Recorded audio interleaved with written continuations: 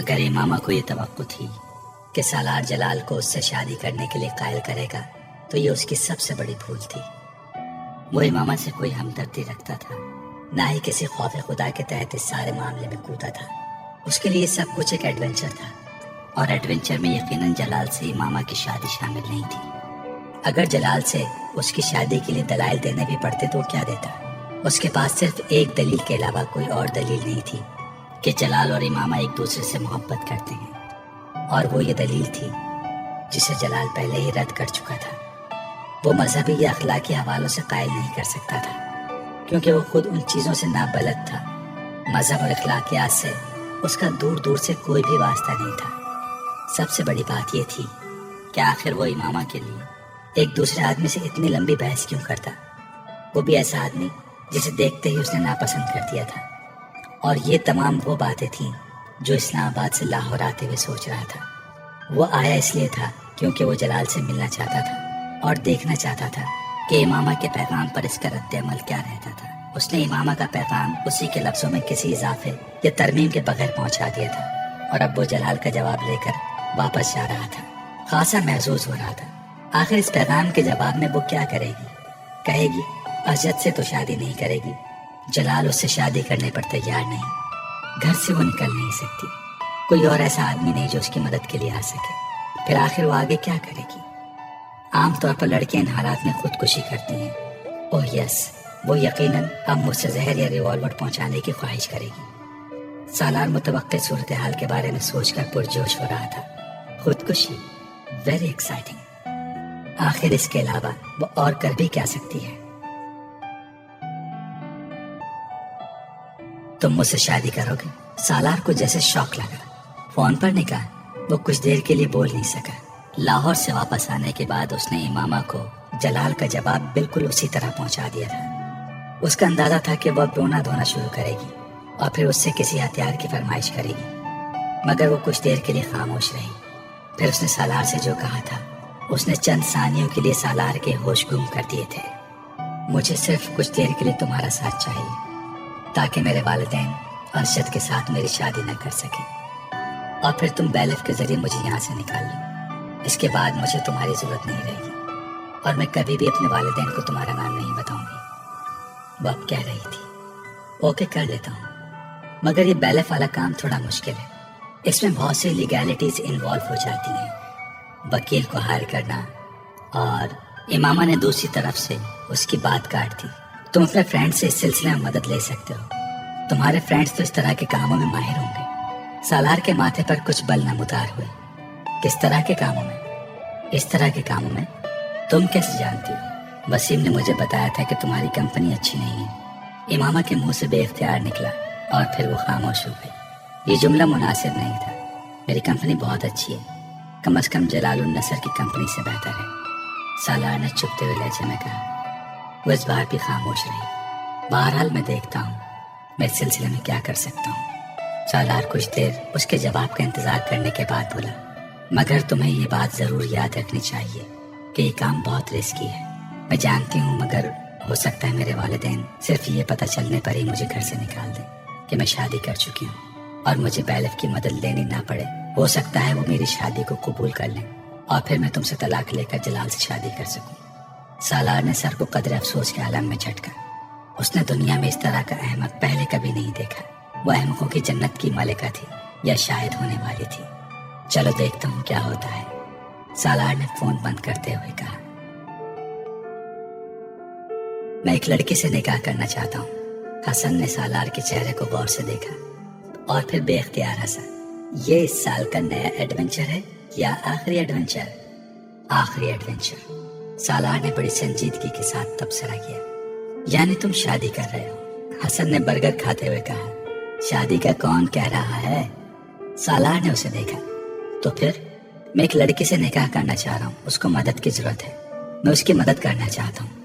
حسن اس کا چہرہ دیکھنے لگا۔ آج تم مذاق کے موڈ میں ہو؟ نہیں، بالکل بھی نہیں، میں نے تمہیں یہاں مذاق کے لیے تو نہیں بلایا۔ پھر کیا فضول باتیں کر رہے ہو؟ نکاح، لڑکی کی مدد وغیرہ وغیرہ۔ اس بار حسن نے قدرے ناگواری سے کہا۔ محبت ہو گئی تمہیں اس سے؟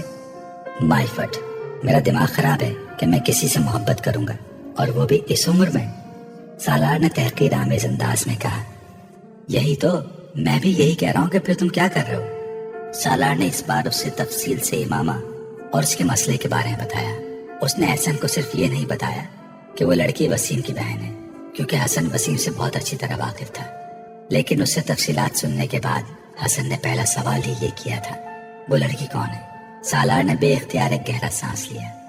وسیم کی بہن۔ واٹ؟ حسن بے اختیار اچھلا۔ وسیم کی بہن؟ وہ جو میڈیکل کالج میں پڑھتی ہے؟ ہاں۔ تمہارا دماغ خراب ہو گیا ہے، تم کیوں خواہ اس طرح کی حماقت کر رہے ہو؟ وسیم کو بتا دو اس سارے معاملے کے بارے میں تم سے مدد مانگنے آیا ہوں، مشورہ نہیں۔ سالار نے ناگواری سے کہا۔ میں تمہاری کیا مدد کر سکتا ہوں؟ حسن نے الجھے ہوئے انداز میں کہا۔ تم نکاح خواہ اور کچھ گواہوں کا انتظام کرو تاکہ میں اس سے فون پر نکاح کر سکوں۔ سالار نے فوراً ہی کام کی بات کی۔ مگر تمہیں یہ نکاح کر کے کیا فائدہ ہوگا؟ کچھ بھی نہیں، مگر میں کسی فائدے کے بارے میں سوچ بھی کب رہا ہوں۔ دفع کرو سالار اس سب کو، تم کیوں کسی دوسرے کے معاملے میں کود رہے ہو، اور وہ بھی وسیم کی بہن کے معاملے میں؟ بہتر۔ سالار نے اس بار درستی سے اس کی بات کاٹی۔ تم مجھے صرف یہ بتاؤ میری مدد کرو گے یا نہیں؟ باقی چیزوں کے بارے میں پریشان ہونا تمہارا مسئلہ نہیں ہے۔ ٹھیک ہے، میں تمہاری مدد کروں گا، میں مدد کرنے سے انکار نہیں کر رہا ہوں، مگر تم یہ سوچ لو کہ یہ سب بہت خطرناک ہے۔ حسن نے ہتھیار ڈالنے والے انداز میں کہا۔ میں سوچ چکا ہوں، تم مجھے تفصیلات بتاؤ۔ سالار نے اس بار فرینچ فرائز کھاتے ہوئے کچھ مطمئن انداز میں کہا۔ بس ایک بات، اگر انکل اور آنٹی کو پتہ چل گیا تو کیا ہوگا؟ انہیں پتہ نہیں چلے گا، وہ یہاں نہیں ہیں، کراچی گئے ہوئے ہیں اور ابھی کچھ دن وہاں رکیں گے۔ وہ یہاں ہوتے پھر میرے لیے سب کچھ کرنا مشکل ہوتا۔ سالار نے اسے مطمئن کرنے کی کوشش کرتے ہوئے کہا۔ وہ اپنا برگر تقریباً ختم کر چکا تھا۔ حسن اپنا برگر کھاتے ہوئے کسی گہری سوچ میں ڈوبا نظر آ رہا تھا، مگر سالار اس کے تاثرات کی طرف دھیان نہیں دے رہا تھا۔ وہ جانتا تھا کہ حسن اس وقت اپنا لاہ عمل طے کرنے میں مصروف ہے۔ اسے حسن سے کسی قسم کا خوف یا خطرہ نہیں تھا، وہ اس کا بہترین دوست تھا۔ حسن نے نکاح کے انتظامات بہت آسانی سے کر لیے تھے۔ سالار نے اسے کچھ رقم دی تھی جس سے اس نے 3 گواہوں کا انتظام کر لیا تھا۔ چوتھے گواہ کے طور پر وہ خود موجود تھا۔ نکاح خواہ کو اندازہ تھا کہ اس نکاح میں کوئی غیر معمولی کہانی تھی، مگر اسے بھاری رقم کے ساتھ اتنی دھمکیاں بھی دے دی گئی تھیں کہ وہ خاموش ہو گیا۔ حسن سحر کے وقت اس نکاح خواہ اور 3 گواہوں کو لے آیا تھا۔ وہ سب سالار کے کمرے میں چلے گئے۔ وہاں بیٹھ کر نکاح نامہ بھرا گیا۔ سالار امامہ کو اس بارے میں پہلے ہی انفارم کر چکا تھا۔ مقررہ وقت پر فون پر نکاح خواہ نے ان دونوں کا نکاح پڑھا دیا تھا۔ سالار نے ملازمہ کے ذریعے امامہ کو پیپرز بھجوا دیے تھے۔ امامہ نے پیپرز لیتے ہی برق رفتاری سے ان پر سائن کر کے ملازمہ کو واپس دے دیے تھے۔ ملازمہ ان پیپرز کو واپس سالار کے پاس لے آئی تھی، مگر وہ بری طرح تجسس کا شکار تھی۔ آخر وہ کون لوگ تھے جو سالار کے کمرے میں تھے، اور یہ پیپرز کیسے تھے جن پر امامہ نے سائن کیا تھا؟ اس کا ماتھا ٹھٹک رہا تھا۔ اسے شبہ ہو رہا تھا کہ وہ نہ ہو وہ دونوں آپس میں شادی کر رہے تھے۔ سالار کو پیپرز واپس دیتے ہوئے وہ پوچھے بغیر نہیں رہ سکی تھی۔ یہ کس چیز کے کاغذ ہیں سالار صاحب؟ اس نے بظاہر سادگی اور معصومیت سے پوچھا۔ تمہیں سے کیا، جیسے بھی پیپرز ہوں تم اپنے کام سے کام رکھو۔ سالار نے درشتی سے اسے جھڑک دیا۔ اور ایک بات کان کھول کر سن لو، اس سارے معاملے کے بارے میں اگر تم اپنا منہ بند رکھو گی تو یہ تمہارے لیے بہتر ہوگا، بلکہ بہت بہتر ہوگا۔ مجھے کیا ضرورت ہے جی کسی سے بھی اس بارے میں بات کرنے کی؟ میں نے تو ویسے ہی پوچھ لیا۔ آپ اطمینان رکھیں صاحب جی، میں کسی کو نہیں بتاؤں گی۔ ملازمہ فوراً گھبرا گئی۔ سالار ویسے بھی اتنا اکڑ مزاج تھا کہ اسے اس سے بات کرتے ہوئے خوف آیا کرتا تھا۔ سالار نے کچھ نخوت بھرے انداز میں سر کو جھٹکا۔ اسے اس بات کا خوف نہیں تھا کہ ملازمہ یہ سب کسی کو بتا سکتی تھی۔ اگر بتا بھی دیتی تو اس سے کوئی فرق نہیں پڑنے والا تھا۔ تم ایک بار پھر جلال سے ملو، ایک بار پھر پلیز، وہ اس دن اس سے فون پر کہہ رہی تھی۔ سالار اس بات پر چڑھ گیا۔ وہ تم سے شادی نہیں کرنا چاہتا امامہ، وہ کتنی بار کہہ چکا ہے۔ آخر تم سمجھتی کیوں نہیں ہو کہ دوبارہ بات کرنے کا کوئی فائدہ نہیں ہے؟ اس نے بتایا تھا کہ اس کے ماں باپ اس کی منگنی وغیرہ کرنا چاہ رہے ہیں۔ وہ جھوٹ بول رہا ہے۔ امامہ نے بے اختیار اس کی بات کاٹ دی، صرف اس لیے کہ میں اس سے دوبارہ کانٹیکٹ نہ کروں، ورنہ اس کے پیرنٹس اتنی جلدی اس کی منگنی نہیں کر سکتے۔ تو جب وہ نہیں چاہتا تم سے شادی کرنا اور کانٹیکٹ کرنا تو تم کیوں خوار ہو رہی ہو اس کے پیچھے؟ کیونکہ میری قسمت میں خواری ہے، اس نے دوسری طرف سے بھرائی ہوئی آواز میں کہا۔ اس کا کیا مطلب ہوا؟ وہ الجھا۔ کوئی مطلب نہیں ہے، نہ تم سمجھ سکتے ہو، بس تم جا کر اسے کہو میری مدد کرے۔ وہ حضرت محمد صلی اللہ علیہ وآلہ وسلم سے اتنی محبت کرتا ہے، اس سے کہو کہ وہ آپ صلی اللہ علیہ وآلہ وسلم کے لیے ہی مجھ سے شادی کر لے۔ وہ بات کرتے کرتے پھوٹ پھوٹ کر رونے لگی۔ یہ کیا بات ہوئی؟ وہ اس کے آنسوں سے متاثر ہوئے بغیر بولا، کیا یہ بات کہنے سے وہ تم سے شادی کر لے گا؟ امامہ نے جواب دیا۔ وہ ہچکیوں سے رو رہی تھی۔ وہ بیزار ہو گیا۔ تم یا تو رو لو یا پھر مجھ سے بات کر لو۔ دوسری طرف سے فون بند کر دیا گیا۔ سالار نے فوراً کال کی۔ کال ریسیو نہیں کی گئی۔ 15-20 منٹ بعد امامہ نے دوبارہ اسے کال کی۔ اگر تم یہ وعدہ کرتی ہو کہ تم روگی نہیں تو مجھ سے بات چیت کرو، ورنہ فون بند کر دو۔ سالار نے اس کی آواز سنتے ہی کہا، پھر تم لاہور جا رہے ہو؟ اس کے سوال کا جواب دینے کے بجائے اس نے اس سے پوچھا۔ سالار کو اس کے مستقل مزاجی پر حیرانی ہوئی۔ وہ واقعی ڈھیٹ تھی۔ وہ اب بھی اپنی ہی بات پر اٹکی ہوئی تھی۔ اچھا، میں چلا جاؤں گا۔ تم نے اپنے گھر والوں کو شادی کے بارے میں بتایا؟ سالار نے موضوع بدلتے ہوئے کہا۔ نہیں، ابھی نہیں بتایا۔ وہ اب خود پر قابو پا چکی تھی۔ کب بتاؤ گی؟ سالار کو جیسے ڈرامے کے اگلے سین کا انتظار تھا۔ پتہ نہیں، وہ کچھ الجھی۔ تم کب لاہور جاؤ گے؟ بس جلدی چلا جاؤں گا، ابھی یہاں مجھے کچھ کام ہے، ورنہ فوراً ہی چلا جاتا۔ اس بار سالار نے جھوٹ بولا تھا۔ نہ تو اسے کوئی کام تھا اور نہ ہی وہ اس بار لاہور جانے کا ارادہ رکھتا تھا۔ جب تم بیلف کے ذریعے اپنے گھر سے نکل آؤ گی تو اس کے بعد تم کیا کرو گی؟ کہاں جاؤ گی؟ سالار نے ایک بار پھر اسے موضوع سے ہٹاتے ہوئے کہا۔ اس صورتحال میں جب جلال بھی تمہاری مدد کرنے پر تیار نہ ہوا تو میں بھی ایسا کچھ فرض نہیں کر رہی، وہ ضرور میری مدد کرے گا۔ امامہ نے اس کی بات کاٹتے ہوئے پرزور انداز میں کہا۔ سالار نے کندھے اچکائے۔ تم کچھ بھی فرض کرنے کو تیار نہیں ہو، ورنہ میں تم سے ضرور کہتا کہ شاید وہ نہ ہو جو تم چاہتی ہو۔ پھر تم کیا کرو گی؟ تمہیں دوبارہ اپنے پیرنٹس کی مدد کی ضرورت پڑے گی، تو زیادہ بہتر یہ ہے کہ تم ابھی یہاں سے جانے کا نہ سوچو، نہ ہی بیلف کورٹ کی مدد لو۔ بعد میں بھی تو تمہیں یہیں آنا پڑے گا۔ میں دوبارہ کبھی یہاں نہیں آؤں گی، کسی صورت میں نہیں۔ یہ جذباتیت ہے، سالار نے تبصرہ کیا۔ تم ان چیزوں کو نہیں سمجھ سکتے۔ امامہ نے ہمیشہ کی طرح اپنا مخصوص جملہ دہرایا۔ سالار کو جز بس ہوا۔ اوکے، کرو جو کرنا چاہتی ہو، اس نے لاپرواہی سے کہہ کر فون بند کر دیا۔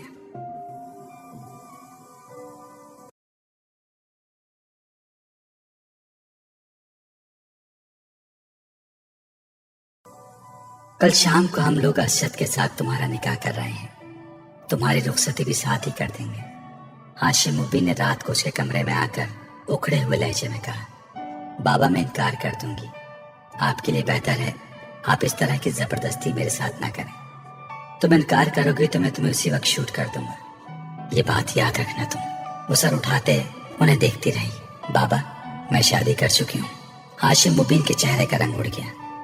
میں اس لیے اس شادی سے انکار کر رہی تھی۔ تم جھوٹ بول رہی ہو۔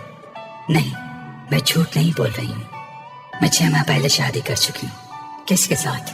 میں یہ آپ کو نہیں بتا سکتی۔ ہاشم مبین کو اندازہ نہیں تھا کہ وہ اس اولاد کے ہاتھوں اتنا خوار ہوں گے۔ آگ بگولا ہو کر وہ امامہ پر لپکے اور انہیں یک کے بعد دیگر اس کے چہرے پر تھپڑ مارنے شروع کر دی۔ وہ چہرے کے سامنے دونوں ہاتھ کرتے ہوئے خود کو بچانے کی کوشش کرنے لگی، مگر وہ اس میں پوری طرح ناکام رہی۔ کمرے میں ہونے والا شور سن کر وسیم سب سے پہلے وہاں آیا تھا۔ اس نے ہاشم مبین کو پکڑ کر زبردستی امامہ سے دور کیا۔ وہ دیوار کے ساتھ پشت ٹکائے روتی رہی۔ بابا، آپ کیا کر رہے ہیں؟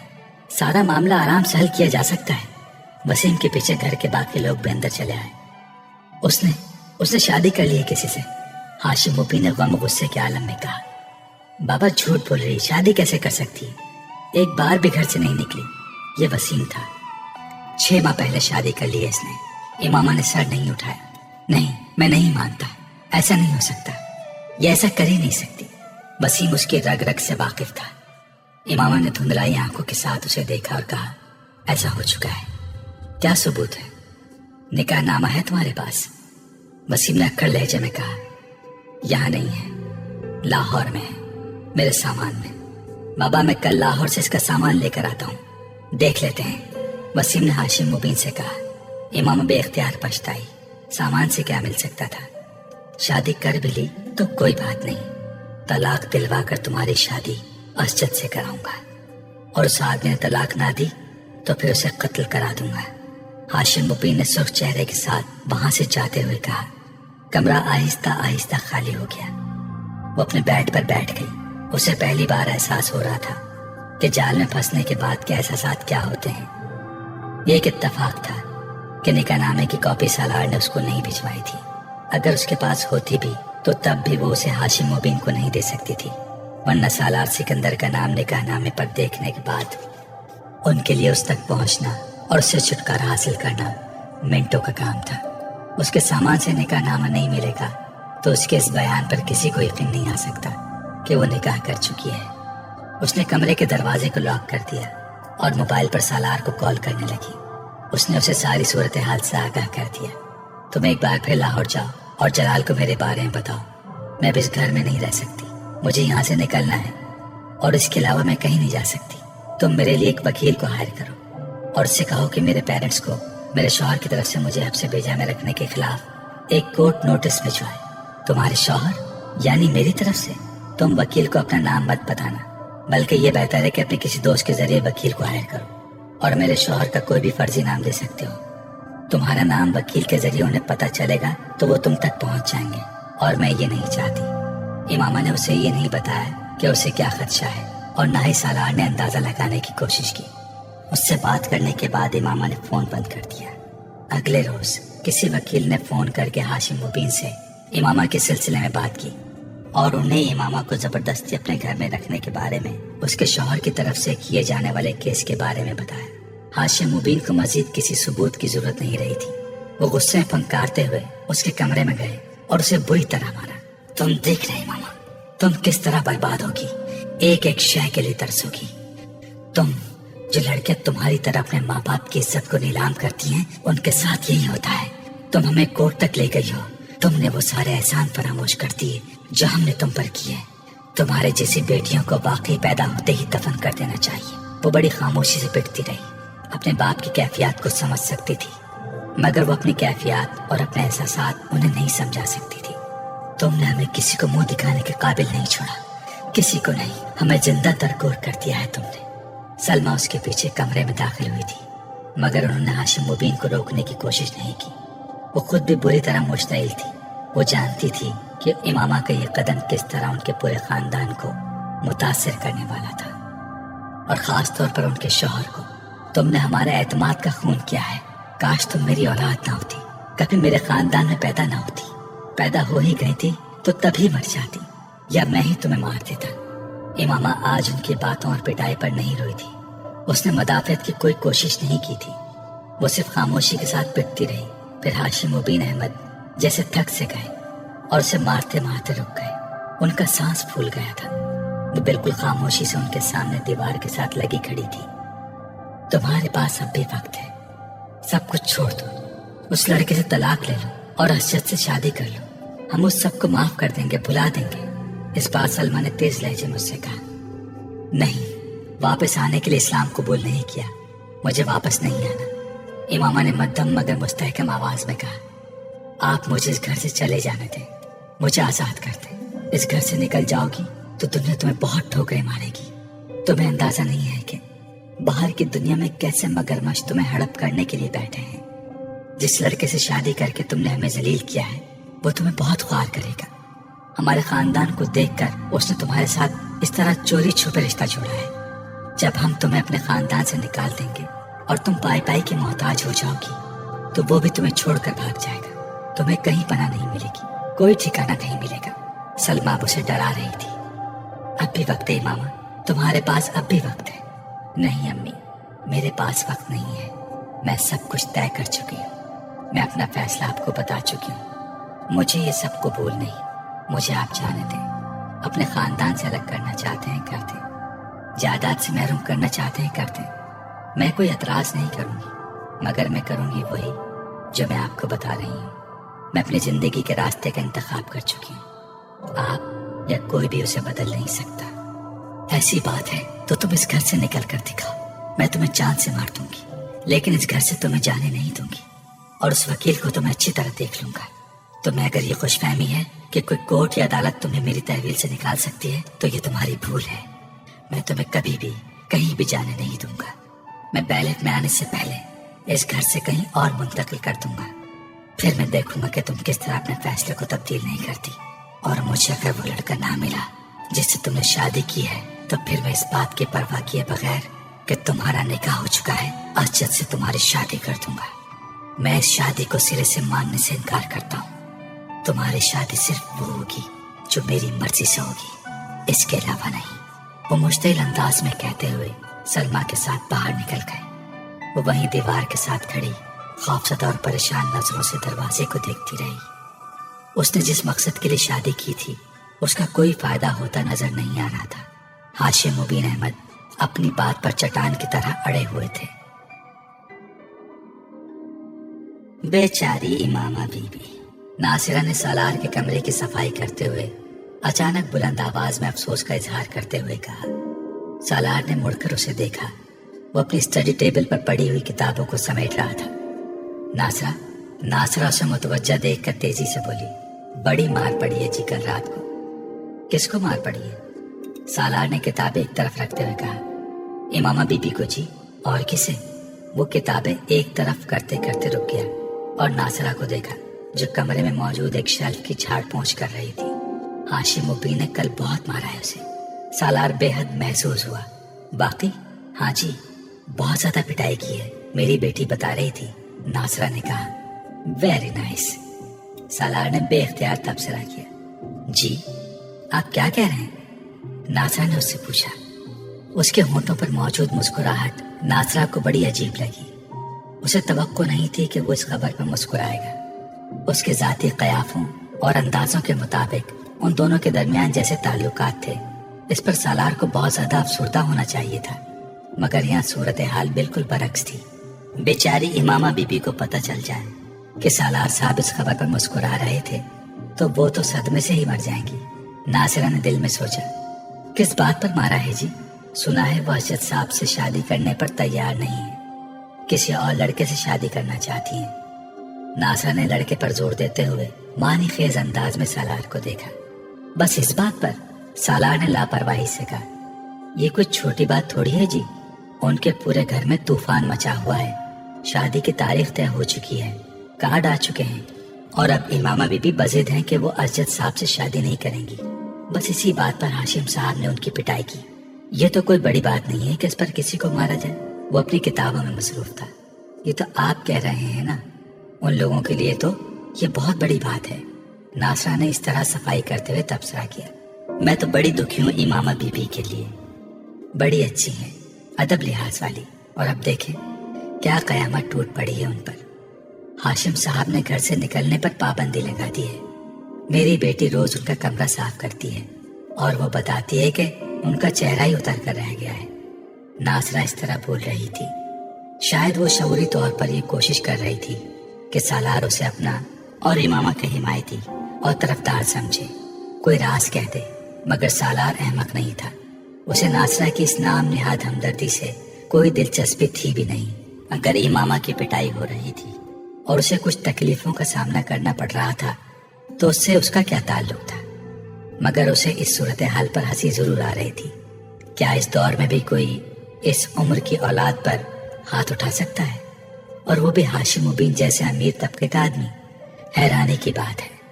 सोच की एक ही रौ में बहुत से मुतजाद ख्यालात बह रहे थे। नासिरा कुछ देर इसी तरह बोलती अपना काम करती रही, मगर फिर जब उसने देखा कि सालार उसकी गुफ्तगू में कोई दिलचस्पी नहीं ले रहा और अपने काम में मसरूफ हो चुका है, तो वो कदरे मायूस होकर खामोश हो गई। ये पहले मोहब्बत करने वाले थे जिनका रवैया बेहद अजीब था। कोई इस्तराब, बेचैनी और परेशानी तो उन दोनों के दरमियान नजर ही नहीं आ रही थी, एक दूसरे की तकलीफ का भी सुनकर। शायद इमामा बीबी भी उनके बारे में इस तरह की कोई बात सुनकर उसी तरह मुस्कुराए, कौन जानता है। नासिरा ने शेल्फ पर पड़ी एक तस्वीर को उठाकर साफ किया।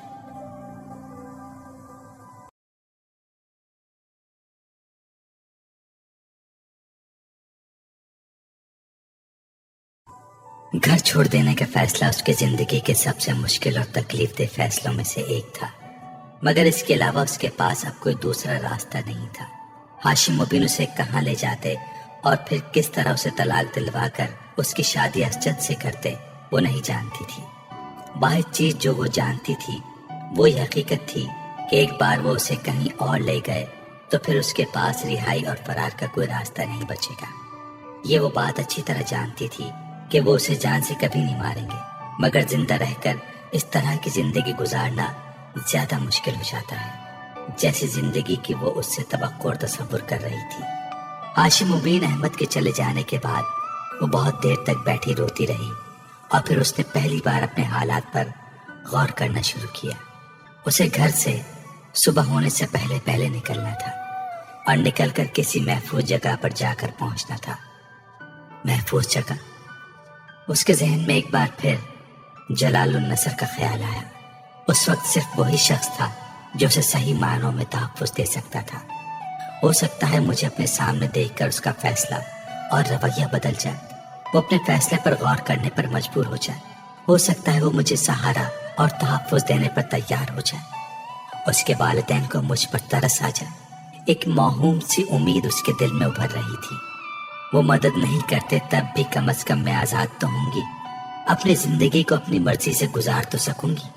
मगर सवाल ये पैदा होता है कि मैं यहाँ से कैसे निकलूंगी और जाऊंगी कहाँ। वो बहुत देर तक परेशानी के आलम में बैठी रही। उसे एक बार फिर सालार का ख्याल आया, अगर मैं किसी तरह उसके घर पहुंच जाऊं तो वो मेरी मदद कर सकता है। उसने सालार के मोबाइल पर उसका नंबर मिलाया। मोबाइल ऑफ था। कई बार कॉल मिलाई लेकिन उससे राब्ता न हो सका। इमामा ने मोबाइल बंद कर दिया। उसने एक बैग में अपने चंद जोड़े, कपड़े और दूसरी चीजें रख ली। उसके पास कुछ जेवरात और रकम भी थी। उसने उन्हें भी अपने बैग में रख लिया। फिर जितनी भी कीमती चीजें उसके पास थीं, जिन्हें वो आसानी के साथ ले जा सकती थी और बाद में बेचकर पैसे हासिल कर सकती थी, वो उन्हें अपने बैग में रखती गई। बैग बंद करने के बाद उसने अपने कपड़े तब्दील किए और फिर 2 नफिल अदा किए। उसका दिल बेहद बोझल हो रहा था। बेसुकूनी और इस्तराब ने उसके पूरे वजूद को अपनी गिरफ्त में लिया हुआ था। आंसू बहाकर भी उसके दिल का बोझ कम नहीं हुआ था। नवाफिल अदा करने के बाद जितनी आयात और सूरतें उसे ज़बानी याद थीं, उसने वो सारी पढ़ ली। बैग लेकर अपने कमरे की लाइट बंद करके वो खामोशी से बाहर निकल गई। लाउंज के एक लाइट के अलावा सारी लाइटें ऑफ थीं। वहां ज्यादा रोशनी नहीं थी। वो मोहतात अंदाज में चलते हुए सीढ़ियां उतरकर नीचे आ गई और फिर किचन की तरफ चली गई। किचन तारीकी में डूबा हुआ था। वो मोहतात अंदाजों में चीजों को टटोलते हुए किचन के उस दरवाजे की तरफ बढ़ गई जो बाहर लॉन में खुलता था। अकबी लॉन के उस हिस्से में कुछ सब्जियां लगाई गई थी और उस घर में किचन का वो वाहिद दरवाजा था जिसे लॉक नहीं किया जाता था, सिर्फ चटखनी लगा दी जाती थी। दरवाजा उस रात भी लॉक नहीं किया गया था। वो आहिस्तगी से दरवाजा खोलकर बाहर निकल आई। कुछ फासले पर सर्वेंट क्वार्टर्स थे। वो बेहद मोहतात अंदाज में चलते हुए लॉन अबूर करके अपने और सालार के घर की तरफ दरमियानी दीवार तक पहुंच गई। दीवार बहुत ज्यादा बुलंद नहीं थी। उसने आहिस्तगी से बैग दूसरी तरफ फेंक दिया और फिर कुछ जिद्दोजहद के बाद खुद भी दीवार फलांगने में कामयाब हो गई। गहरी नींद के आलम में सालार ने खटके की आवाज सुनी थी। फिर वो आवाज दस्तक की आवाज में तब्दील हो गई थी। रुक रुक कर मगर मुसलसल की जाने वाली दस्तक की आवाज। वो औंधे मुंह पेट के बल सो रहा था। दस्तक की उस आवाज ने उसकी नींद तोड़ दी थी। वो उठकर बैठ गया और बेड पर बैठे बैठे उसने तारीकी में अपने चारों तरफ देखने की कोशिश की। खौफ की एक लहर उसके अंदर सरायत कर गई। वो आवाज खिड़कियों की तरफ से आ रही थी, यूं जैसे कोई उन खिड़कियों को बजा रहा था, मगर बहुत आहिस्ता आहिस्ता, या फिर शायद कोई उन खिड़कियों को टटोलते हुए खोलने की कोशिश कर रहा था। सालार के जहनों में पहला ख्याल किसी चोर का आया था। वो स्लाइडिंग विंडोज थी और बदकिस्मती से वहां कोई ग्रिल नहीं थी। उसकी जरूरत इसलिए महसूस नहीं की गई थी क्योंकि वो इंपोर्टेड ग्लास की बनी हुई थी, जिन्हें आसानी से तोड़ा या काटा नहीं जा सकता था और उन्हें सिर्फ अंदर से खोला जा सकता था। घर के चारों तरफ मौजूद लॉन में वैसे भी रात को कुत्ते खुले होते थे और उनके साथ 3 गार्ड्स भी होते थे, मगर इन तमाम हिफाजती इक़दामात के बावजूद उस वक्त उस खिड़की के दूसरी तरफ मौजूद छोटे से बरामदे में कोई मौजूद था जो उस खिड़की को खोलने की कोशिश में मसरूफ था। अपने बेड से दबे कदम उठकर वो तारीकी में ही खिड़की की तरफ आया जिस तरफ से आवाज आ रही थी। वो उसके बिल्कुल मुखालिफ सिमत गया और बहुत एहतियात के साथ उसने पर्दे के एक सिरे को थोड़ा सा उठाते हुए खिड़की से बाहर झांका। लॉन में लगी रोशनी में उसने खिड़की के सामने जिसको खड़ा देखा था उसने उसे हक्का बक्का कर दिया था। ये पागल है, बेख्तियार उसके मुंह से निकला। उस वक्त अगर लॉन में फिरते 4 गैर मुल्की नस्ल के कुत्ते उसे देख लेते तो सालार या किसी दूसरे के पहुंचने से पहले ही वो उसे चीर फाड़ कर चुके होते, और अगर कहीं गार्ड्स में से किसी ने उसे वहां देखा होता तो वो भी तफ्तीश या तहकीक पर वक्त जाया करने से पहले उसे शूट कर चुके होते। मगर वो उस वक्त बिल्कुल महफूज वहां खड़ी थी और यकीनन अपने घर की दीवार फलांग कर यहाँ आई थी। होंठ पीछे उसने कमरे की लाइट ऑन की। लाइट ऑन होते ही दस्तक की आवाज रुक गई थी। कुत्ते के भौंकने की आवाज आ रही थी। पर्दे खींचते ही उसने स्लाइडिंग विंडो को हटा दिया। अंदर आओ जल्दी, सालार ने तेजी से इमामा से कहा। वो कुछ नर्वस होकर खिड़की से अंदर आ गई। उसके हाथ में एक बैग भी था। पर्दे बराबर करते ही सालार ने मुड़कर उससे कहा, फॉर गॉड सेक इमामा, तुम पागल? इमामा ने जवाब में कुछ नहीं कहा। वो अपना बैग अपने पैरों में रख रही थी। तुम दीवार क्रॉस करके आई हो? हाँ, तुम्हें गार्ड से कुत्तों में से कोई देख लेता तो इस वक्त बाहर तुम्हारी लाश पड़ी होती। मैंने तुम्हें बहुत दफा रिंग किया, तुम्हारा मोबाइल ऑफ था, कोई दूसरा रास्ता नहीं था मेरे पास। सालार ने पहली बार उसका चेहरा गौर से देखा। उसकी आंखें सूजी हुई और चेहरा सता हुआ था। वो बड़ी सी सफेद चादर लपेटे हुए थी, मगर उस चादर उसके कपड़ों पर जगह जगह मिट्टी के दाग थे। तो मुझे लाहौर छोड़कर आ सकते हो? वो कमरे के वस्त में खड़े उससे पूछ रही थी। इस वक्त? उसने हैरानी से कहा, हाँ अभी इसी वक्त। मेरे पास वक्त नहीं है। सालार ने ताज्जुब के आलम में वॉल क्लॉक पर एक नजर डाली। वकील ने तुम्हारे घर फोन किया था, तुम्हारा मसला हल नहीं हुआ? इमामा ने नफी में सर हिलाया। नहीं, वो लोग मुझे सुबह कहीं भिजवा रहे हैं। मैं तुम्हें इसीलिए सारा दिन फोन करती रही, मगर तुमने मोबाइल ऑन नहीं किया। मैं चाहती थी कि तुम वकील से कहो कि वो बैलफ के साथ आकर मुझे वहां से आजाद कराए, मगर तुमसे कांटेक्ट नहीं हुआ। और अगर कल तुमसे कांटेक्ट होता भी तो कुछ नहीं हो सकता था, क्योंकि वो लोग उससे पहले ही मुझे कहीं शिफ्ट करते थे। और ये जरूरी तो नहीं कि मुझे ही पता हो कि वो मुझे कहाँ शिफ्ट कर रहे हैं। सालार ने जमाई ली। उसे नींद आ रही थी। तुम बैठ जाओ, उसने इमामा से कहा। वो अभी तक खड़ी थी। तुम अगर मुझे लाहौर नहीं पहुंचा सकते तो कम से कम बस स्टैंड तक पहुंचा दो, मैं वहां से खुद लाहौर चली जाऊंगी। उसने सालार को नींद में देख कर कहा, मेरा अंदाजा है कि इस वक्त तो कोई गाड़ी लाहौर नहीं जा रही होगी। मैं तुम्हें सुबह। इमामा ने उसकी बात काट दी। नहीं, सुबह नहीं, मैं सुबह तक यहाँ से निकल जाना चाहती हूँ। अगर लाहौर की गाड़ी नहीं मिली तो मैं किसी और शहर की गाड़ी में बैठ जाऊंगी, फिर वहां से लाहौर चली जाऊंगी। तुम बैठो तो सही, सालार ने उससे एक बार फिर कहा। वो एक लम्हे के लिए हिचकिचाई, फिर सोफे पर जाकर बैठ गई। सालार खुद ही अपने बेड की पायथी पर बैठ गया। लाहौर तुम कहाँ जाओगी? उसने पूछा। जलाल के पास। मगर वो तो तुमसे शादी से इनकार कर चुका है। मैं फिर भी उसके पास जाऊंगी। उसे मुझसे मोहब्बत है। वो मुझको इस तरह बेयार और मददगार नहीं छोड़ सकता। मैं उससे और उसके घर वालों से रिक्वेस्ट करूंगी। मैं जानती हूँ मेरी बात मान लेंगे, वो मेरी सूरत हाल को समझ लेंगे। मगर तुम मुझसे शादी कर चुकी हो। इमामा चौंक कर सालार का चेहरा देखने लगी। पेपर मैरिज है वो। मैंने तुम्हें बताया था कि मैं मजबूरन निकाह कर रही हूँ, शादी तो नहीं है ये। वो उसे पल के झपकाए बगैर गहरी नजरों से देखता रहा। तुम जानती हो, मैं आज लाहौर गया था, जलाल के पास। इमामा के चेहरे पर एक रंग आकर गुजर गया। तुमने उसे मेरी परेशानी और सूरत हाल के बारे में बताया? नहीं, सालार ने नफी में सर हिलाया। क्यों? जलाल ने शादी कर ली है, सालार ने लापरवाही से कंधे झटकते हुए कहा। वो सांस लेना भूल गई। पलकें झपकाए बगैर वो किसी बुत की तरह उसे देखने लगी। 3 दिन हो गए उसकी शादी को। कल परसों तक वो सैर तफरीह के लिए नॉर्दर्न एरियाज की तरफ जा रहा है। उसने मेरी कोई बात सुनने से पहले ही मुझे ये सब कुछ बताना शुरू कर दिया था। शायद वो चाहता था कि मैं अब तुम्हारे बारे में बात ना करूं। उसकी बीवी भी डॉक्टर है। सालार बातें करते करते रुक गए।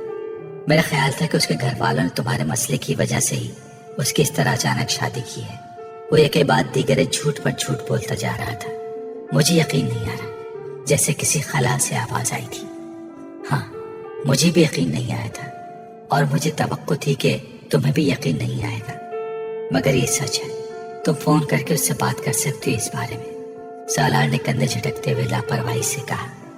इमामा को लगा वो पहली बार सही मानों में घुप अंधेरे में आग खड़ी हुई है। रोशनी की वो किरण जिसके ताक़ुब में वो इतना अरसा चलती आई है, एकदम गुल हो गई है। रास्ता तो एक तरफ, वो अपने वजूद को भी नहीं देख पा रही थी। अब तुम खुद सोच लो कि लाहौर जाकर तुम क्या करोगी। वो तो अब तुमसे शादी कर सकता है, ना उसके घर वाले तुम्हें पनाह दे सकते हैं। बेहतर है तुम वापस चले जाओ, अभी तुम्हारे घर वालों को पता नहीं चला होगा। इमामा ने कहीं बहुत दूर से सालार की आवाज सुनी थी। वो कुछ ना समझने वाले अंदाज में उसका चेहरा देखती रही। मुझे लाहौर छोड़ाओ, वो बड़बड़ाई। जलाल के पास जाओगी? नहीं, उसके पास नहीं जाऊंगी, मगर मैं अपने घर नहीं रह सकती। वो एकदम सोफे से उठकर खड़ी हो गई। सालार ने एक सांस लेकर उलझन भरी नजरों से उसे देखा। या फिर मुझे गेट तक छोड़ाओ, मैं खुद चली जाती हूँ। तुम चौकीदार से कहो मुझे बाहर जाने दे। उसने बैग उठा लिया। तुम्हें अंदाजा है कि यहाँ से बस स्टैंड कितनी दूर है? इतनी धुंध और सर्दी में तुम पैदल वहां तक जा सकोगी? जब और कुछ नहीं रहा मेरे पास, तो धुंध और सर्दी से मुझे क्या होगा?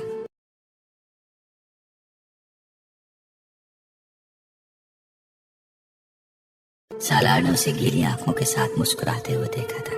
वो अपने हाथ की पुष्ट से अपनी आंखों को रगड़ रही थी। सालार उसके साथ कहीं जाने का कोई इरादा नहीं रखता था। लाहौर तो दूर की बात थी, उसे भी नींद आ रही थी। वो सामने खड़ी लड़की को नापसंद करता था। ठहरो, मैं भी चलता हूँ तुम्हारे साथ। वो नहीं जानता उसकी जुबान से जुमला क्यों और कैसे निकला। इमामा ने उसे ड्रेसिंग रूम की तरफ जाते देखा। वो कुछ देर बाद बाहर निकला तो शब ख्वाबी के लिबास के बजाय एक जीन्स और स्वेटर में मलबूस था। अपने बेड के साइड टेबल से उसने कीचेन और घड़ी के साथ अपना वॉलेट भी उठाया। इमामा के करीब आकर उसने बैग लेने के लिए हाथ बढ़ाया। नहीं, मैं खुद उठा लूंगी। उठा लेता हूँ। उसने बैग लेकर कंधे पर डाल दिया। वो दोनों आगे पीछे चलते हुए पोर्च में आ गए।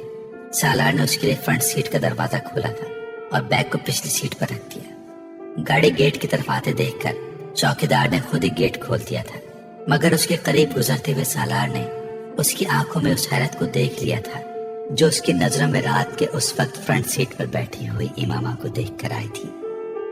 यकीनन वो हैरान हुआ होगा कि वो लड़की इस वक्त उसके घर में कहां से आई थी। तुम मुझे बस स्टैंड पर छोड़ दोगे? मेन रोड पर आते ही इमामा ने उससे पूछा। सालार ने एक नजर गर्दन मोड़कर उसे देखा। नहीं, मैं तुम्हें लाहौर ले जा रहा हूँ। उसकी नजर सड़क पर मरकूज थी।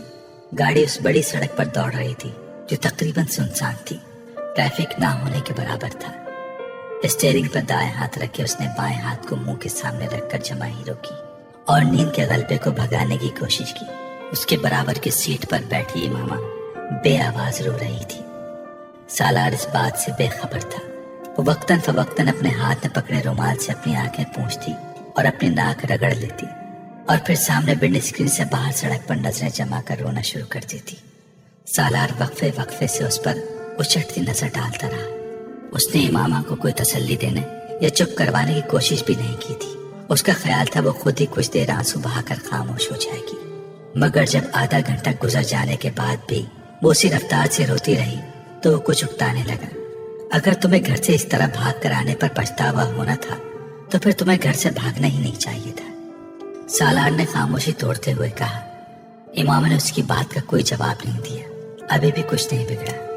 अभी तो शायद तुम्हारे घर में किसी को तुम्हारी गैर मौजूदगी का पता भी नहीं चला होगा। उसने कुछ देर उसके जवाब का इंतजार करने के बाद उसे मशवरा दिया। मुझे कोई पछतावा नहीं है। इस बार उसने चंद लम्हे खामोश रहने के बाद कदरे बिर्राई हुई मुस्तहकम आवाज में कहा। तो फिर रो क्यों रही हो? सालार ने फौरन पूछा।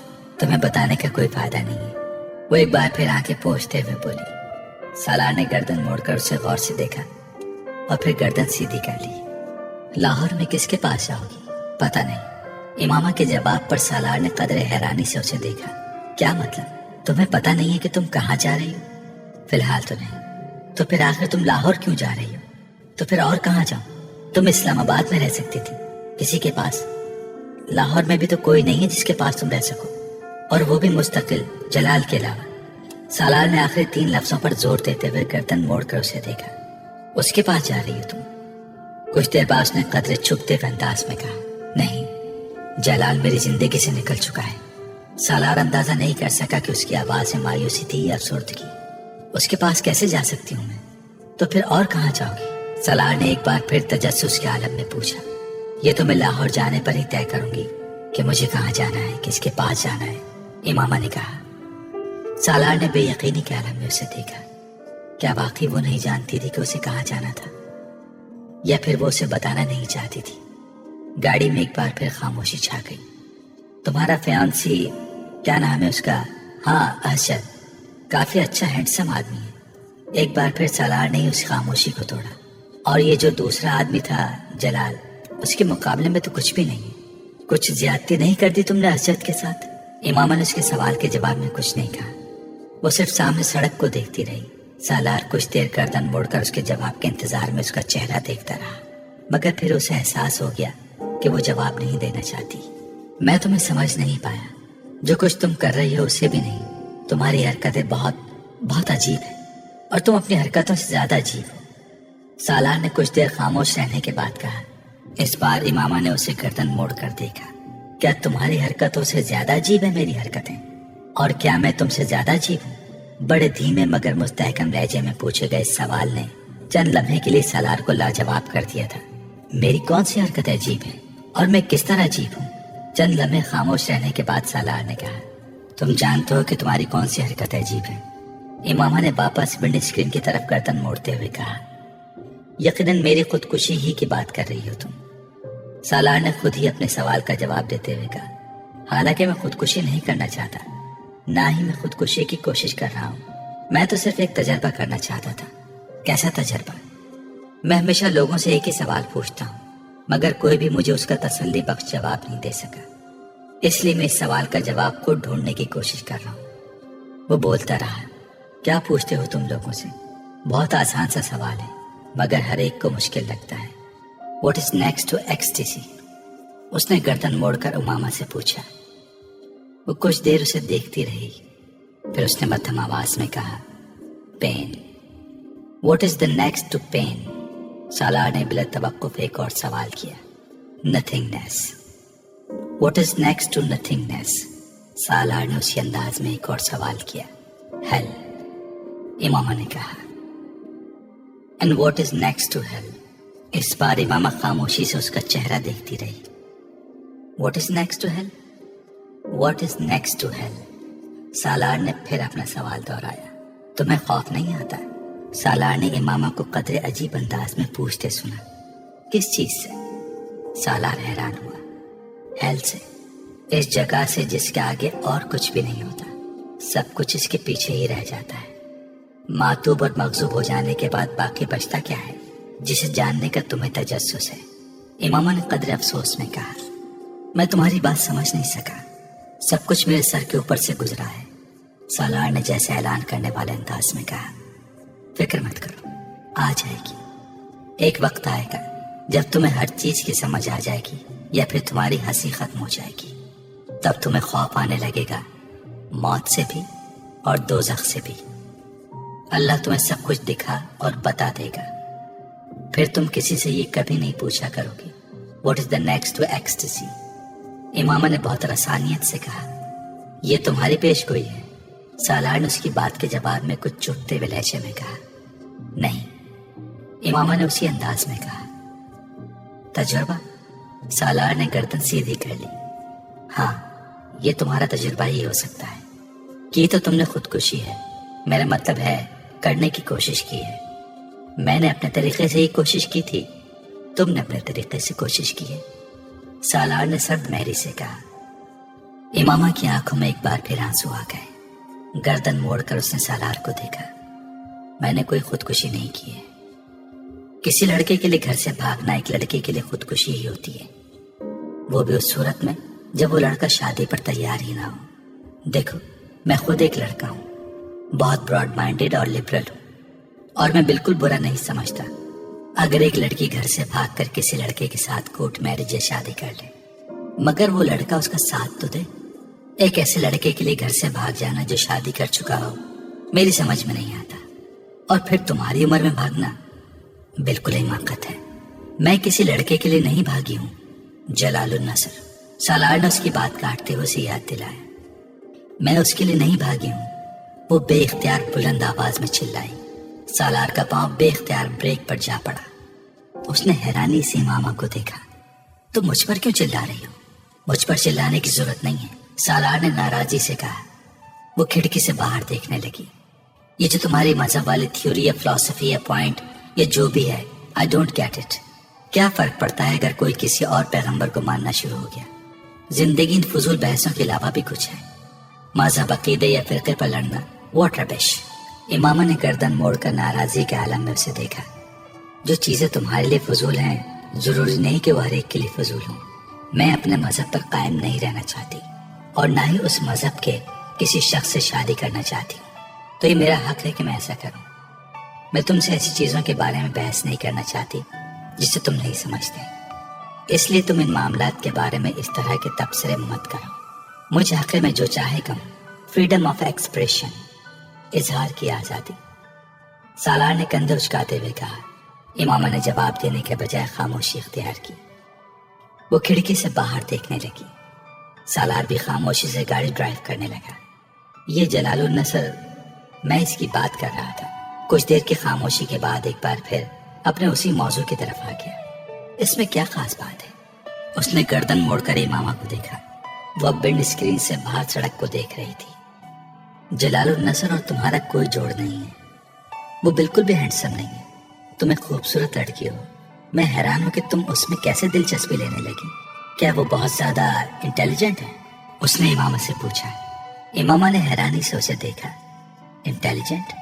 क्या मतलब? देखो, या तो किसी की शक्ल अच्छी लगती है, मैं नहीं समझता कि तुम्हें जलाल की शक्ल अच्छी लगती होगी, या फिर उसका फैमिली बैकग्राउंड, पैसा वगैरह किसी भी दिलचस्पी का बायस बनता है। अब जलाल का फैमिली बैकग्राउंड या माली हालत के बारे में मैं नहीं जानता, मगर खुद तुम्हारा फैमिली बैकग्राउंड जितना साउंड है, ये भी तुम्हारे लिए उसमें दिलचस्पी का बायस नहीं बन सकता। वाहिद बच जाने वाली वजह किसी की जहानत, काबिलियत वगैरह है। इसलिए पूछ रहा हूँ, क्या वो बहुत इंटेलिजेंट है? क्या वो बहुत आउटस्टैंडिंग और ब्रिलियंट है? नहीं, इमामा ने मध्यम आवाज में कहा। सालार को मायूसी हुई। तो फिर तुम उसकी तरफ मुतवज्जा कैसे हुई? इमामा विंड स्क्रीन के बाहर हेडलाइट्स की रोशनी में नजर आने वाली सड़क देखती रही।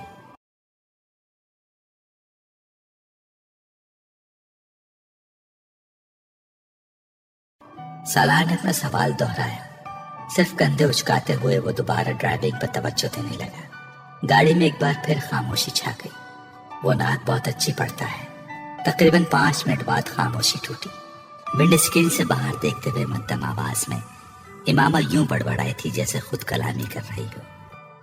सालार ने उसका जुमला सुन लिया था, मगर वो उसे नाकाबिले यकीन लगा। क्या?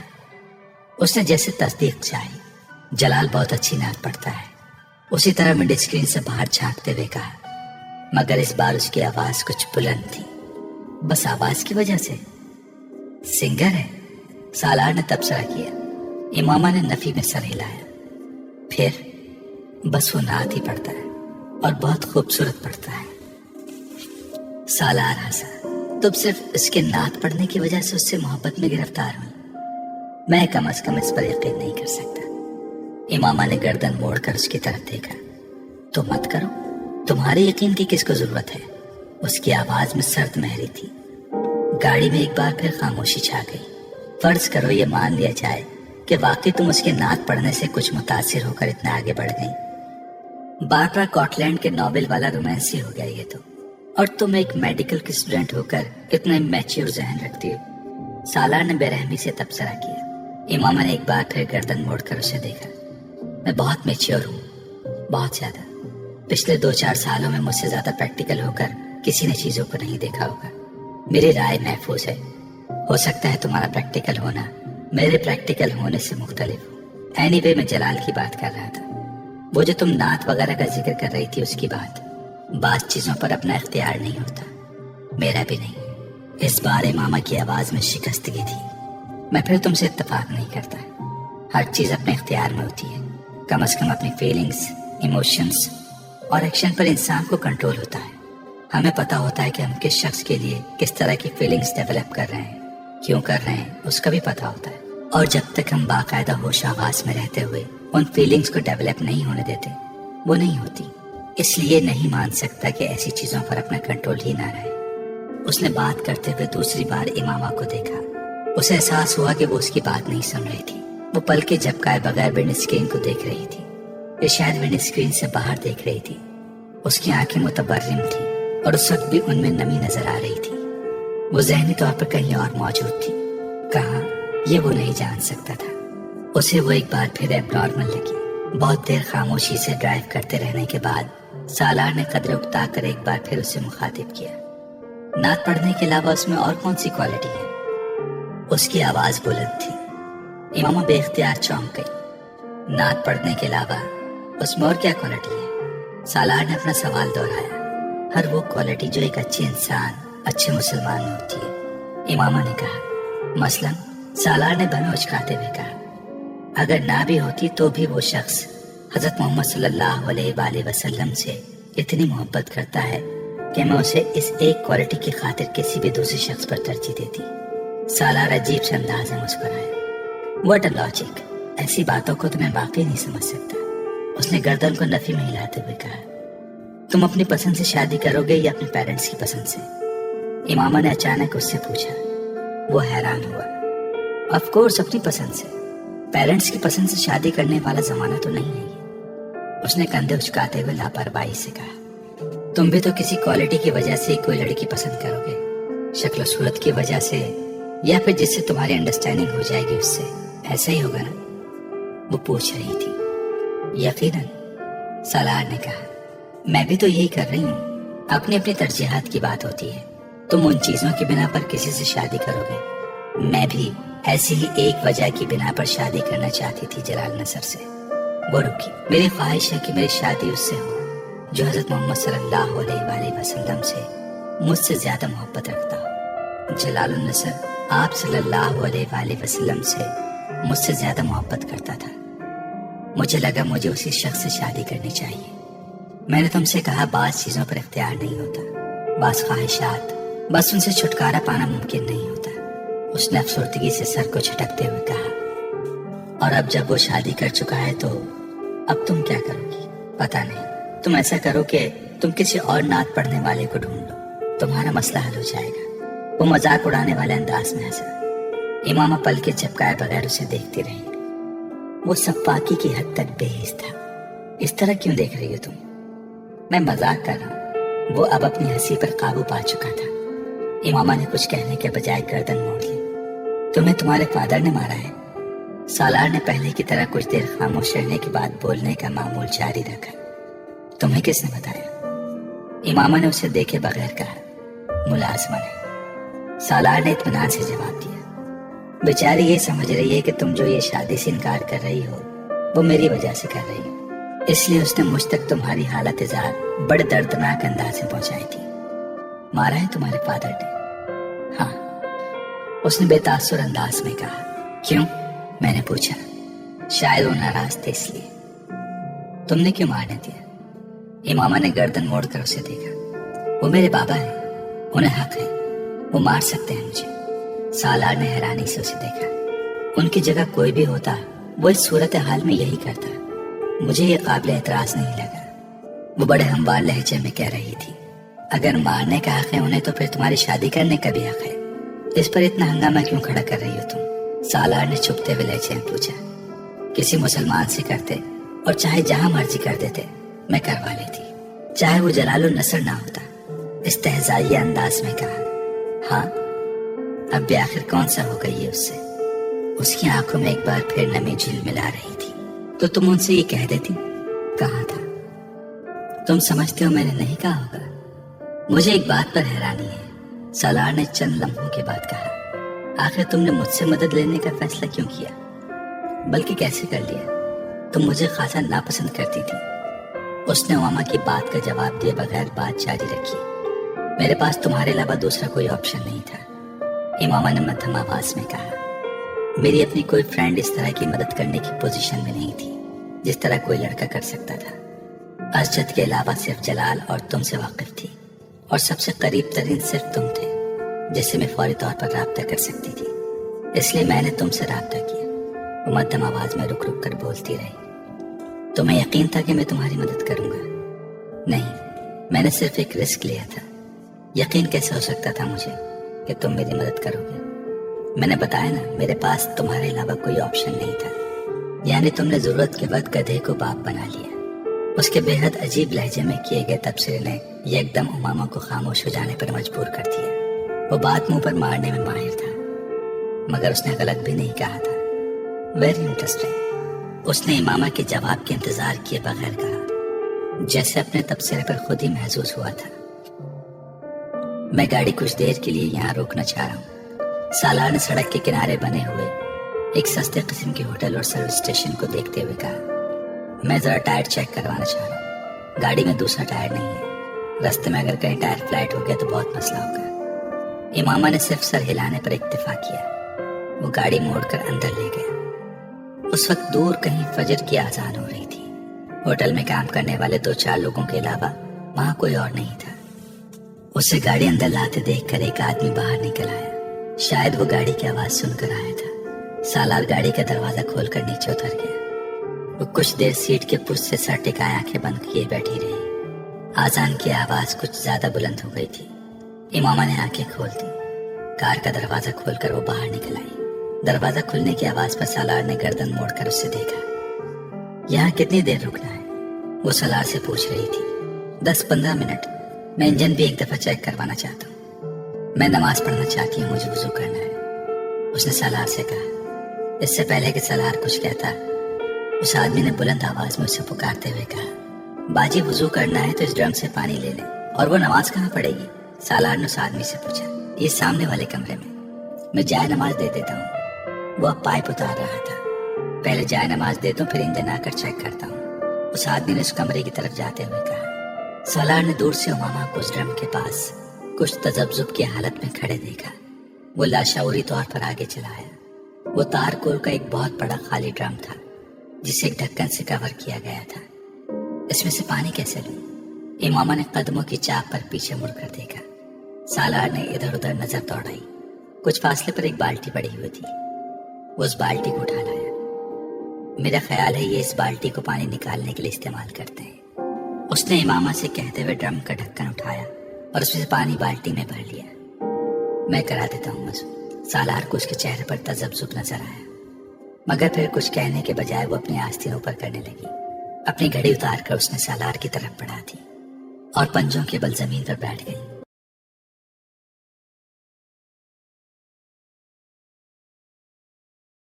سالار نے اس کے بڑے ہوئے ہاتھوں پر کچھ پانی ڈالا۔ اماموں کو بے اختیار جیسے کرنٹ لگا۔ اس نے یکدم اپنے ہاتھ پیچھے کر لیے۔ کیا ہوا؟ سالار نے کچھ حیرانی سے کہا۔ کچھ نہیں، پانی بہت ٹھنڈا ہے، تم پانی ڈالو۔ وہ ایک بار پھر ہاتھ پھیلا رہی تھی۔ سالار نے پانی ڈالنا شروع کر دیا۔ وہ وضو کرنے لگی۔ پہلی بار سالار نے اس کے ہاتھوں کو کوہنیوں تک دیکھا۔ کچھ دیر کے لیے وہ اس کی کلائیوں سے نظر نہیں ہٹا سکا، پھر اس کی نظر اس کی کلائیوں سے اس کے چہرے پر چلی گئی۔ وہ اپنی چادر کو ہٹائے بغیر بڑی احتیاط کے ساتھ سر، کانوں اور گردن کا مسح کر رہی تھی، اور سالار کی نظریں اس کے ہاتھوں کی حرکت کے ساتھ ساتھ سفر کر رہی تھی۔ اس کی گردن میں موجود سونے کی چین اور اس میں لٹکنے والے موتی کو بھی اس نے پہلی بار دریافت کیا تھا۔ سالار نے اسے جتنی بار دیکھا تھا اسی طرح کی چادر میں دیکھا تھا۔ چادر کا رنگ مختلف ہوتا، مگر وہ اسے ہمیشہ ایک ہی انداز میں لپیٹے ہوتی۔ وہ کبھی اس کے خد و خال پر غور نہیں کر سکا۔ پاؤں پر پانی میں خود ڈال لیتی ہوں۔ اس نے کھڑے ہوتے ہوئے سالار کے ہاتھوں سے اس بالٹی کو پکڑ لیا جو اب تقریباً خالی ہونے والی تھی۔ سالار چند قدم پیچھے ہٹ کر محویت سے دیکھنے لگا۔ وہ وضو کر چکی تو سالار کی محویت ختم ہوئی۔ اس نے گھڑی اس کی طرف بڑھا دی۔ آگے پیچھے چلتے ہوئے اس کمرے تک آئے جہاں وہ آدمی گیا تھا۔ وہ آدمی جب تک کمرے میں ایک طرف مصلے بچھا چکا تھا، امامہ خاموشی سے جائے نماز کی طرف بڑھ گئی۔ لاہور کی حدود میں داخل ہوتے ہی امامہ نے اس سے کہا، اب تم مجھے کسی بھی اسٹاپ پر اتار دو، میں چلی جاؤں گی۔ تم جہاں جانا چاہتی ہو میں تمہیں چھوڑ دیتا ہوں۔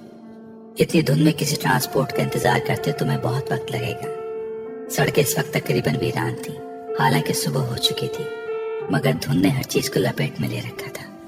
مجھے نہیں پتا مجھے کہاں جانا ہے، پھر تمہیں میں کس جگہ کا پتہ بتاؤں؟ ابھی تو شاید ہاسٹل میں جاؤں، پھر وہاں۔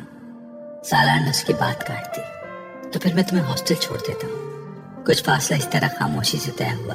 फिर हॉस्टल से कुछ फासले पर इमामा ने उससे कहा, बस तुम यहाँ गाड़ी रोक दो, मैं यहाँ से खुद चली जाऊंगी। मैं तुम्हारे साथ हॉस्टल नहीं जाना चाहती। सालार ने सड़क के किनारे गाड़ी रोक दी। पिछले कुछ हफ्तों में तुमने मेरी बहुत मदद की है, मैं इसके लिए तुम्हारा शुक्रिया अदा करना चाहती हूँ। तुम मेरी मदद ना करते तो आज मैं यहाँ ना होती। वो एक लम्हे के लिए रुकी। तुम्हारा मोबाइल अभी मेरे पास है, मगर मुझे अभी इसकी जरूरत है। मैं कुछ अरसे बाद इसे वापस भिजवा दूंगी। इसकी जरूरत नहीं, तुम इसे रख सकती हो। मैं कुछ दिनों बाद तुमसे दोबारा राब्ता करूंगी, फिर तुम मुझे तलाक के पेपर्स भिजवा देना। वो रुकी। मैं उम्मीद करती हूँ कि तुम मेरे पेरेंट्स को कुछ नहीं बताओगे। ये कहने की जरूरत नहीं थी। सालार ने भवें उचकाते हुए कहा, मुझे कुछ बताना होता तो मैं बहुत पहले बता चुका होता। सालार ने कदरे सर्द महरी से कहा, तुम मुझे बहुत बुरा लड़का समझती थी, क्या अभी भी तुम्हारी मेरे बारे में वही राय है या तुमने अपनी राय में कुछ तब्दीली की है? सालार ने अचानक तीखी मुस्कुराहट के साथ उससे पूछा, तुम्हें नहीं लगता कि मैं दरअसल बहुत अच्छा लड़का हूँ? हो सकता है, इमामा ने मध्यम आवाज में कहा। सालार को उसके बात पर जैसे शौक लगा। हो सकता है? वो बेयकीनी से मुस्कुराया। अब भी हो सकता है। तुम बहुत नाशुक्री हो इमामा। मैंने तुम्हारे लिए इतना कुछ किया है जो इस जमाने में कोई लड़का नहीं करेगा, और तुम फिर भी मुझे अच्छा मानने पर तैयार नहीं। मैं नाशुक्री नहीं हूँ। मुझे एतराफ है कि तुमने मुझ पर बहुत एहसान किए हैं और शायद तुम्हारी जगह कोई दूसरा कभी ना करता। सालार ने उसकी बात काट दी। तुम्हें अच्छा हुआ ना? वो कुछ नहीं बोली, सिर्फ उसे देखती रही। नहीं, मुझे पता है तुम यही कहना चाहती हो। हालांकि मशरक़ी लड़की की खामोशी उसका इकरार होती है, मगर तुम्हारी खामोशी तुम्हारा इनकार होती है। ठीक कह रहा हूं ना? हम एक फजूल बहस कर रहे हैं। हो सकता है, सालार ने कंधे उचकाए, मगर मुझे हैरानी है कि तुम। इस बार इमामा ने उसकी बात काट दी। तुमने मेरे लिए यकीनन बहुत कुछ किया है, और अगर मैं तुम्हें जानती ना होती तो यकीनन मैं तुम्हें एक बहुत अच्छा इंसान समझती और कह भी देती। मगर मैं तुम्हें कितनी अच्छी तरह जानती हूँ कि मेरे लिए ये कहना मुश्किल है कि तुम एक अच्छे इंसान हो। वो रुकी। सालार पल के झपकाए बगैर उसे देखता रहा। जो आदमी खुदकुशी की कोशिश करता हो, शराब पीता हो, जिसने अपना कमरा औरतों की बरहना तस्वीरों से भर रखा हो, वो अच्छा आदमी तो नहीं हो सकता। इमामा ने दो टोक अंदाज में कहा, तुम किसी ऐसे आदमी के पास जाती जो ये तीनों काम ना करता मगर तुम्हारी मदद भी ना करता, तो क्या वो तुम्हारे लिए अच्छा आदमी होता? सालार ने तेज आवाज में कहा, जैसे जलालुन नसर। इमामा के चेहरे का रंग बदल गया। हाँ, उसने मेरी मदद नहीं की, मुझसे शादी नहीं की, मगर इसका मतलब ये नहीं कि वो बुरा हो गया है। वो अच्छा आदमी है, अभी भी मेरे नजदीक अच्छा आदमी है। और तुमने मदद की, तुमसे शादी की, मगर यकीनन इसका ये मतलब नहीं कि मैं अच्छा हो गया हूँ, मैं बुरा आदमी हूँ। वो अजीब से अंदाज में कहते हुए मुस्कुराया। तुम्हारा खुद अपने बारे में क्या ख्याल है मामा? क्या तुम अच्छी लड़की हो? उसने अचानक चुपते हुए अंदाज से पूछा और फिर जवाब के इंतजार किए बगैर कहने लगा, मेरे नजदीक तुम भी अच्छी लड़की नहीं हो। तुम भी एक लड़के के लिए अपने घर से भागी हो। अपने मंगेतर को धोखा दिया तुमने, अपनी फैमिली की इज्जत को खराब किया तुमने। सालार ने हर लिहाज बालाए ताक रखते हुए साफ गोई से कहा। इमामा की आंखों में हल्की सी नमी आ गई। तुम ठीक कहते हो, मैं बाकी अच्छी लड़की नहीं हूँ। अभी मुझे ये जुमला बहुत से लोगों से सुनना है। मैं तुम्हें बहुत लंबी चौड़ी वजाहत दे सकती हूँ, मगर इसका कोई फायदा नहीं। तुम उन चीजों को नहीं समझ सकते। फर्ज करो मैं तुम्हें लाहौर ना लेकर आता, कहीं और ले जाता फिर, मगर मैं तुम्हें बाहिफाजत यहाँ ले आया। ये मेरा तुम पर कितना बड़ा एहसान है, तुम्हें अंदाजा है इसका? इमामा गर्दन मोड़कर उसे देखने लगी। मुझे यकीन था तुम मुझे कहीं और नहीं ले जाओगे। वो उसकी बात पर हंसा। मुझ पर यकीन था? क्यों? मैं तो एक बुरा लड़का हूँ। मुझे तुम पर यकीन नहीं था, अल्लाह पर यकीन था। सालार के माथे पर कुछ बल पड़े। मैंने अल्लाह और अपने पैगंबर सल्लल्लाहु अलैहि वसल्लम के लिए सब कुछ छोड़ दिया है। ये कभी नहीं हो सकता था कि वो मुझे तुम्हारे जैसे आदमी के हाथों रुसवा करते। ये मुमकिन ही नहीं था। फर्ज करो ऐसा हो जाता। सालार मिस्र हुआ। मैं ऐसी बात क्यों फर्ज करूं जो नहीं हुई? वो अपनी बात पर कायम थी। यानी तुम मुझे किसी किस्म का कोई क्रेडिट नहीं दोगी? वो मजाक उड़ाने वाले अंदाज से मुस्कुराया। अच्छा फर्ज करो मैं अब तुम्हें जाने नहीं देता तो तुम क्या करोगी? गाड़ी का दरवाजा जब तक मैं नहीं खोलूंगा नहीं खुलेगा, ये तुम जानती हो। अब बताओ तुम क्या करोगी? वो यकटक उसे देखती रही। या मैं ये करता हूँ। सलार ने डैशबोर्ड पर पड़ा हुआ अपना मोबाइल उठाया और उस पर एक नंबर डायल करने लगा कि तुम्हारे घर फोन कर देता हूँ। उसने मोबाइल स्क्रीन को उसकी आंखों के सामने लहराया। उस पर इमामा के घर का नंबर था। मैं उन्हें तुम्हारे बारे में बताता हूँ कि तुम कहाँ हो, किसके साथ हो। फिर यहाँ से तुम्हें सीधा पुलिस स्टेशन ले जाकर उनकी तहवील में दे देता हूँ। तो फिर तुम्हारे एतकाद और एतबार का क्या हुआ?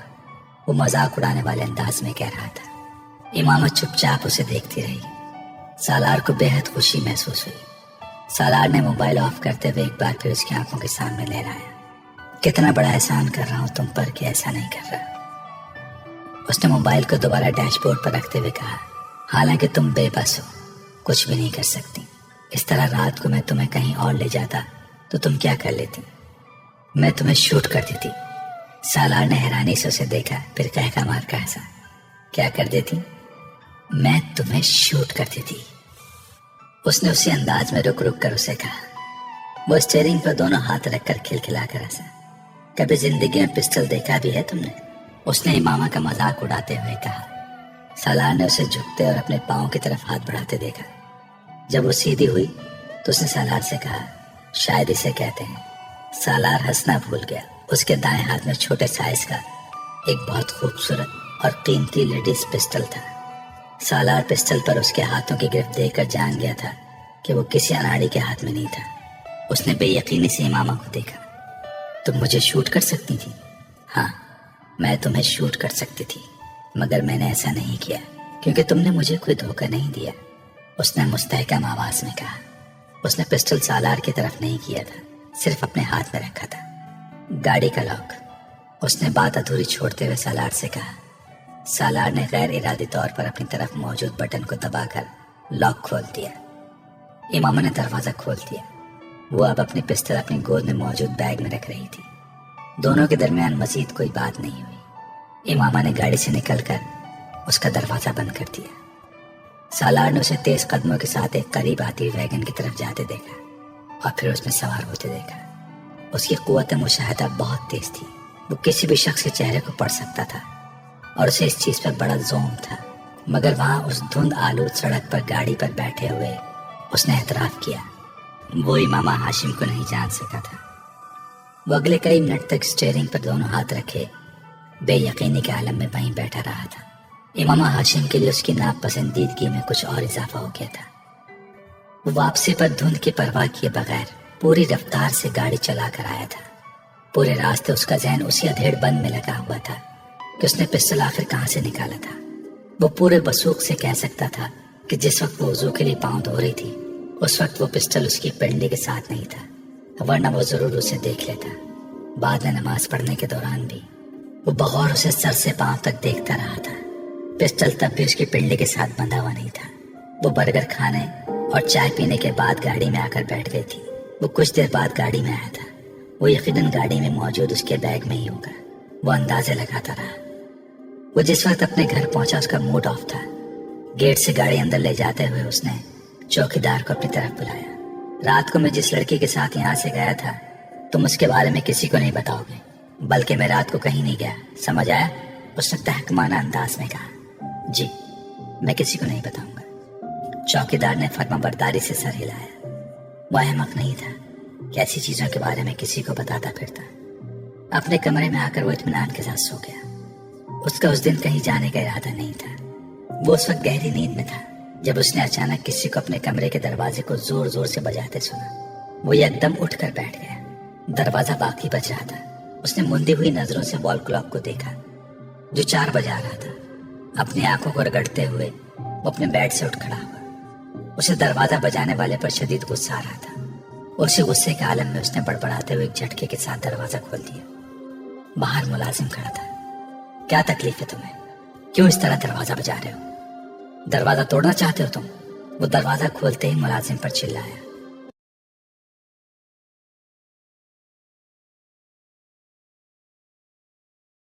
सालार साहब, बाहर पुलिस खड़ी है। मुलाजिम ने घबराए हुए अंदाज में कहा। सालार का गुस्सा और नींद 1 मिनट में गायब हो गए। 1 सेकंड से भी कम अरसे में वो पुलिस के वहां आ जाने की वजह जान गया था और उसे उनकी और इमामा के घर वालों की उस मुस्तादी पर हैरत हुई। आखिर चंद घंटों में सीधे उस तक कैसे पहुंच गए थे? کس لیے آئی ہے پولیس؟ اس نے اپنی آواز کو پرسکون رکھتے ہوئے بے تاثر چہرے کے ساتھ پوچھا۔ جی یہ تو نہیں پتا، بس وہ یہ کہہ رہے ہیں کہ آپ سے ملنا ہے۔ مگر چوکیدار نے گیٹ نہیں کھولا۔ اس نے ان سے کہہ دیا کہ آپ گھر پر نہیں ہیں، مگر ان کے پاس آپ کے وارنٹ ہیں۔ وہ کہہ رہے ہیں کہ اگر انہیں اندر نہیں آنے دیا گیا تو وہ زبردستی اندر آ جائیں گے اور تمام لوگوں کو گرفتار کر کے لے جائیں گے۔ سالار نے بے اختیار اطمینان بھرا سانس لیا۔ چوکیدار نے واقعی بڑی عقل مندی کا مظاہرہ کیا تھا۔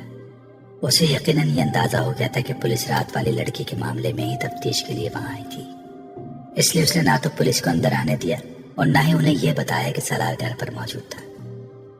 تم فکر مت کرو، میں کچھ نہ کچھ کرتا ہوں، سالار نے ملازم سے کہا اور واپس اپنے بیڈ روم میں آ گیا۔ وہ کسی عام شہری کا گھر ہوتا تو پولیس شاید دیوار پھلانگ کر بھی اندر داخل ہو جاتی، مگر اس وقت وارنٹ کے باوجود اس گھر کا سائز اور جس علاقے میں وہ واقع تھا انہیں خوف میں مبتلا کر رہے تھے۔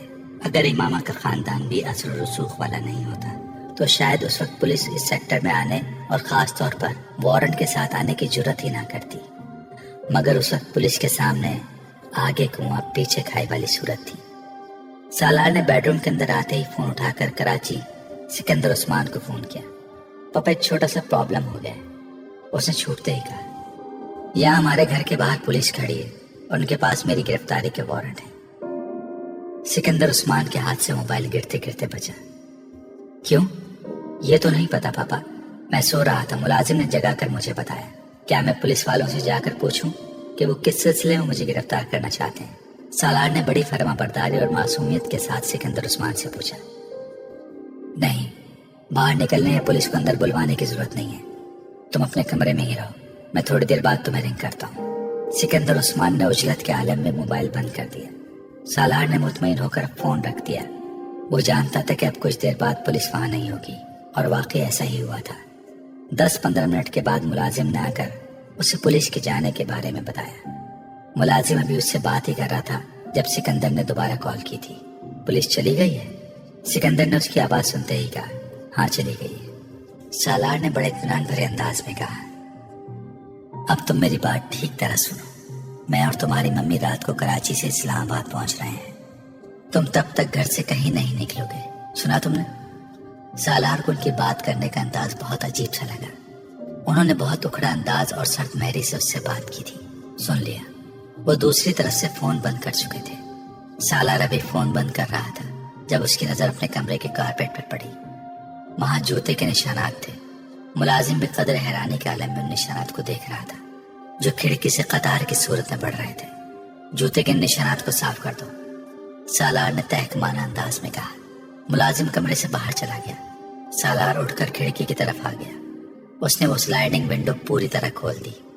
اس کا اندازہ ٹھیک تھا، جوتے کے وہ مٹی والے نشانات باہر برآمدے میں بھی موجود تھے۔ امامہ اپنی کیاریوں سے گزر کر دیوار پھلانگ کر ان کی کیاریوں میں کودی تھی، اور یہی وجہ تھی کہ اس کے جوتے کے تلے مٹی سے بھر گئے تھے۔ اوس کی وجہ سے وہ مٹی کم اور کیچڑ زیادہ تھی۔ اس کے برآمدے کے سفید ماربل پر وہ نشانات بالکل ایک قطار کی صورت میں آ رہے تھے۔ وہ گہری سانس لیتا ہوا اندر آ گیا۔ ملازم کمرے میں ان نشانات کو صاف کرنے میں مصروف تھا۔ باہر برآمدے میں بھی پیروں کے کچھ نشانات ہیں، انہیں بھی صاف کر دینا۔ سالار نے اس سے کہا، یہ کس کے نشان ہیں؟ ملازم زیادہ دیر اپنے تجسس پر قابو نہیں رکھ سکا۔ میرے، سالار نے اکھڑ لہجے میں کہا۔